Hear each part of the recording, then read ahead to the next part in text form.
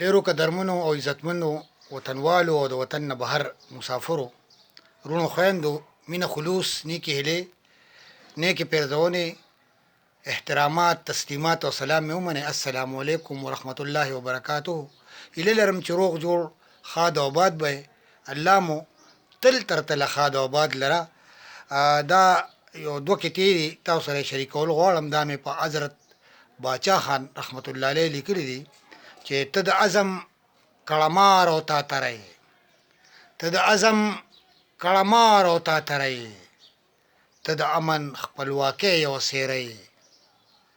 ته د عزم کړمار او تاتره ته د امن خپلواکۍ یو څیره او ته د عدم تشدد علمبردار ته د عدم تشدد علمبردار ته وحدت لا د پښتون یوه ناره او دا بله کته ده چې په موږ ګرانه بابا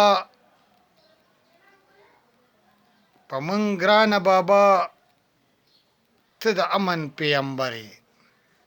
په موږ ګرانه بابا ته د امن پیغمبر د خدایي خدمتګارانو سرلښکر په موږ ګرانه بابا ته د امن پیغمبر د خدایي خدمتګارانو سرلښکر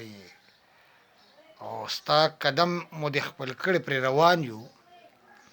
ستا قدم مو دې خپل کړی پرې روان یو بابا جانه ته زمونږ د زړګي سر بابا جانه ته زمونږ د زړګي سر د الله په امان شئ ښاد او آباد اوسئ.